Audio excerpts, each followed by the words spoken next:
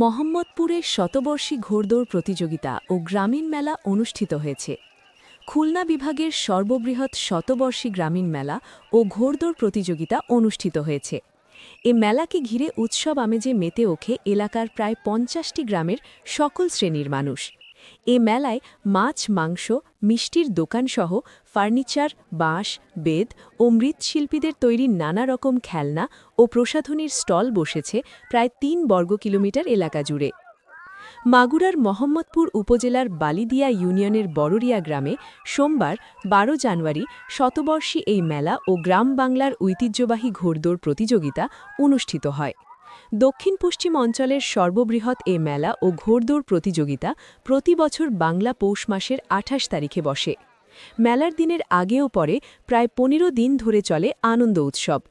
প্রতিটি বাড়িতে বাড়িতে দূর দূরান্ত থেকে আসতে থাকে আত্মীয়স্বজন। ১০০ বছরেরও বেশি সময় ধরে চলে আসা ঐতিহ্যবাহী মেলার মূল আকর্ষণ ঘোড়দৌড় প্রতিযোগিতা, নাগরদোলা, পুতুল নাচ, জাদু ও কমেডিয়ান শিল্পীদের উপস্থিতি। তবে শিশু কিশোর, ছেলেবুড়ো, নারীসহ সব শ্রেণী পেশার মানুষের একটাই উদ্দেশ্য গ্রাম বাংলার ঐতিহ্যবাহী ঘোড়দৌড় প্রতিযোগিতা উপভোগ করা।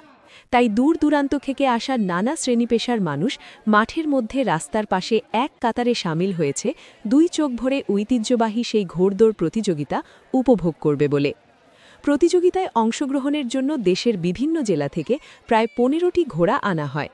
দুপুর ২টায় ঘোড়দৌড় প্রতিযোগিতা শুরুর আগ মুহূর্তে ঘোড়ার মালিক, ফকির ও ছোয়ার বা জকি ঘোড়াকে তার পথ পরিক্রমা দেখাতে ব্যস্ত।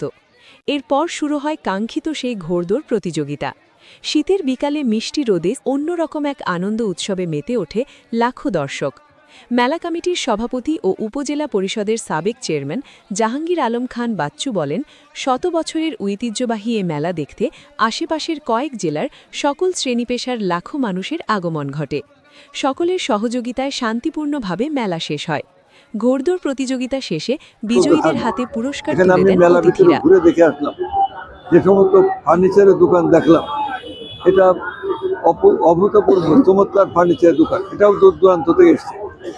ঘোড়দৌড়ে আজকে ঘোড়দৌড়ে মোট কটা ঘোড়া হয়েছিল? ২৫-৩০টা ঘোড়া ছিল। এখানে বাগারপাড়ার একটা ঘোড়ার তারা মানে পুরস্কার পেল, প্রথম পুরস্কার পেল। তারপরে আর একটা ছিল যশোরের। বিভিন্ন জায়গায় ঘোড়া আছে, এই জায়গার